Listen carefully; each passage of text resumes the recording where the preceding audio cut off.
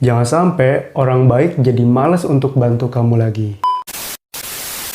Halo guys, selamat datang di Lorong Waktu, dimanapun, kapanpun.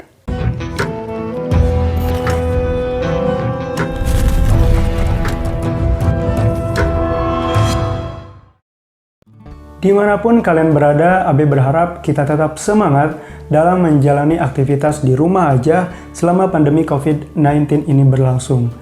Dan buat kalian yang terpaksa masih harus keluar rumah untuk urusan seperti pekerjaan atau urusan penting lainnya, semoga tetap sehat, tetap semangat, dan stay safe. Nah guys, sejak pemerintah menghimbau kita untuk menerapkan social distancing ataupun physical distancing, ini membuat banyak orang yang mulai merasa jenuh, orang-orang mulai merasa cukup stres dengan kondisi ini. Pun di antara kalian ada yang mulai merindukan masa-masa untuk berkumpul dengan orang-orang terdekat.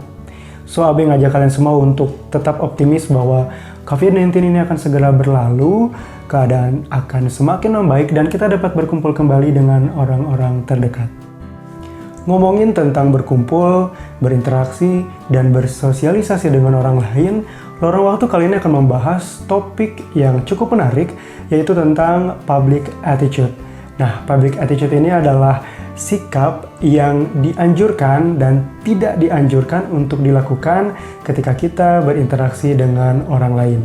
Tujuannya supaya kita bisa menjadi pribadi yang lebih sopan, lebih mudah diterima lingkungan, dan tentunya tidak dicap sebagai orang yang gak ada akhlaknya. Nah, ini topik yang sangat menarik karena kalau kita perhatikan banyak sekali orang di sekitar kita yang intelektualnya baik, tapi tata keramanya nol. So, buat kalian yang tertarik untuk tahu lebih lanjut apa itu public attitude dan apa saja yang harus kita jaga ketika kita berada di lingkungan masyarakat, pastikan untuk tonton video ini sampai akhir, karena di akhir video Abe juga akan menyampaikan pesan moral yang dapat kita pelajari dari topik ini. Ketertarikan Abe pada topik public attitude ini dimulai ketika Abe menemukan sebuah postingan di Explore Instagram yang membahas tentang public attitude melalui akun Instagram Valerie Trades. Nah, waktu itu Abe langsung DM, Abe sampaikan bahwa Abe tertarik nih untuk ngangkat topik ini atau postingan akun ini menjadi konten YouTube. So, buat kalian boleh follow Instagramnya Valerie Trades. Di sana dia banyak ngeposting hal-hal menarik dan juga tips and trick yang bisa kalian ikuti.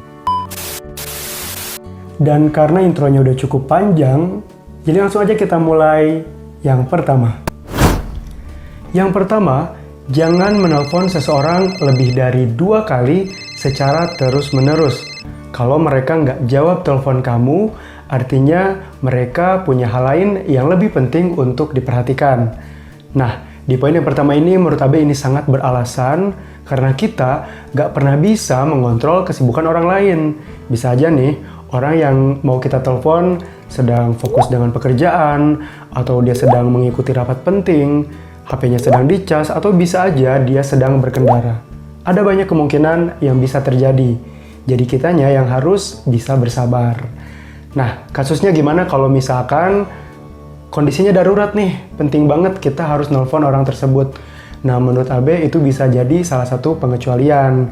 Tapi, jika hal yang ingin kita sampaikan tidak terlalu penting atau sesuatu yang bisa ditunda, lebih baik kita sabar menunggu. Nah, Abe juga penasaran nih, pengen tahu kalau kalian dalam kondisi lagi sangat sibuk dan tidak bisa menerima telepon, biasanya kalian tetap nyalain HP atau matiin HP-nya atau seperti apa? Bagikan pengalaman kalian di kolom komentar, biar kita bisa tahu nih. Lanjut. Selanjutnya, jangan pesan hidangan mahal waktu kamu ditraktir oleh temenmu, sekalipun temenmu mempersilahkan untuk pilih bebas. Nah, di poin ini Abe setuju sekali sih. Kenapa? Karena menurut Abe ada kalanya orang yang mentraktir itu bukan orang yang punya uang banyak gitu. Dia mungkin uangnya nggak terlalu banyak, tapi dia pengen sharing, dia pengen rezekinya dirasakan juga oleh temen-temennya. So, alangkah bijaknya di situasi seperti itu, kita bisa pilih menu yang standar. Atau mungkin ada yang bertanya, gimana kalau ternyata temennya ini sultan banget nih, bisa nyewa satu rumah makan untuk neraktir teman-temannya doang. Nah, mungkin itu kasus yang berbeda, makanya yang Abe jelasin ini sebenarnya lebih secara general supaya kita bisa lebih bijak dalam menyikapi situasi tersebut. Lanjut. Selanjutnya, lewati wastafel yang baru digunakan dan jangan berdiri di samping orang yang sedang menggunakan wastafel tersebut. Itu bisa membuatnya gelisah. Nah, ini contohnya kalau kalian lagi di tempat makan, sebelum makan kan harus cuci tangan dulu tuh di wastafel. Pastikan untuk kalian bisa mencari wastafel yang kosong. Tapi kalau ternyata cuma ada satu wastafel atau semua wastafel penuh, pastikan kalian mengantri di belakang orang yang sedang menggunakan wastafel tersebut. Jangan berdiri di sampingnya, karena itu bisa membuatnya merasa tidak nyaman.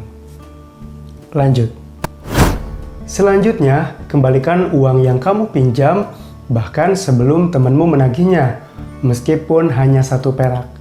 Nah, di poin ini menurut Abe sangat-sangat penting untuk kita pahami karena ada banyak banget nih hubungan pertemanan atau bahkan hubungan persaudaraan yang rusak hanya karena masalah hutang piutang.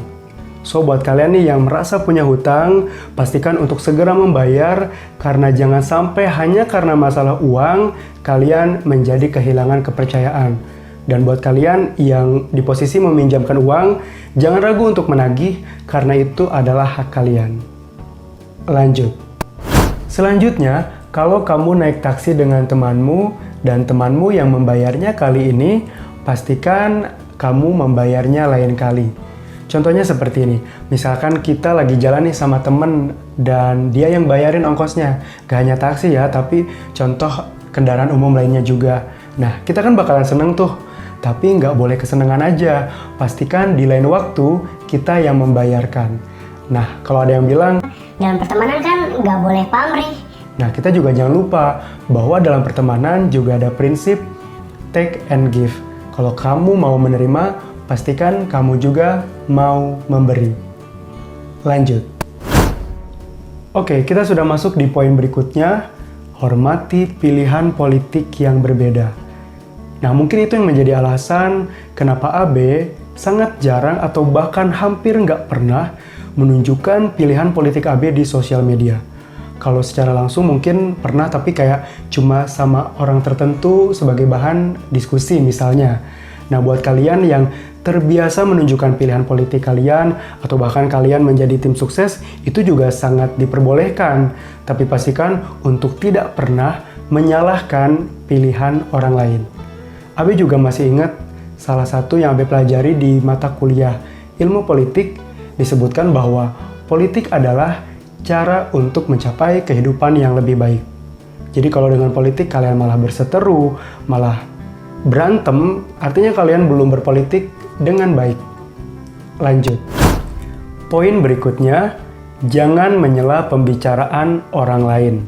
Nah, ini menarik karena Abe aja nih yang kuliah di jurusan ilmu komunikasi, yang diajarin ilmunya bagaimana berkomunikasi yang baik, masih bisa melakukan kesalahan ini. Karena menurut Abe, ilmu mendengarkan sama sulitnya dengan ilmu berbicara. Jadi kalau kalian mau belajar menjadi pembicara yang baik, pastikan kalian belajar juga menjadi pendengar yang baik. Lanjut. Poin berikutnya, ucapin terima kasih waktu seseorang menolongmu. Menurut Abe, terima kasih ini adalah kata sekaligus tindakan yang sangat sederhana, tapi ternyata masih banyak orang yang sering lupa untuk mengucapkannya. Intinya, jangan pernah menyepelekan kata sesederhana terima kasih. Jangan sampai orang baik jadi malas untuk bantu kamu lagi. Next. Oke, kita lanjut di poin berikutnya. Puji depan umum, kritik secara pribadi. Artinya, ketika kita memuji seseorang di depan umum, maka secara otomatis itu akan menumbuhkan motivasi dalam diri orang tersebut. Berbeda dengan ketika kita ingin mengkritik seseorang, sampaikanlah secara pribadi. Karena menurut Abe, kritik yang membangun adalah kritik yang bertujuan baik dan disampaikan dengan cara yang baik. Dan kalau kita tetap nekat untuk mengkritik seseorang di depan umum, maka kita sedang membangun sekaligus menjatuhkan orang dalam waktu yang bersamaan. And it's not good choice. Next. Oke, dan kita lanjut di poin berikutnya, hampir nggak ada alasan untuk mengomentari berat badan seseorang. Dan AB sangat setuju dengan poin ini. Karena tidak ada korelasi atau hubungan antara berat badan seseorang dengan kualitas diri. So, mulai sekarang stop untuk mengomentari berat badan apalagi yang tidak ideal. Karena ini pun tidak hanya berlaku untuk perempuan. Laki-laki pun bisa insecure ketika kamu mengomentari berat badannya. Next.